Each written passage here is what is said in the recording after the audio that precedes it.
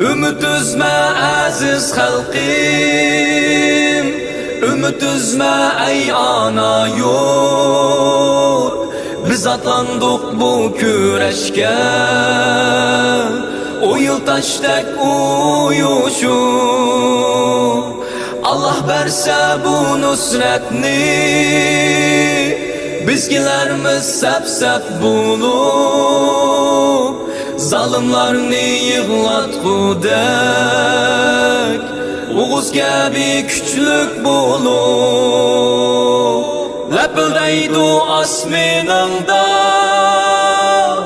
göz çapnitip şu günü, ay yıldızlık gök bayrağım,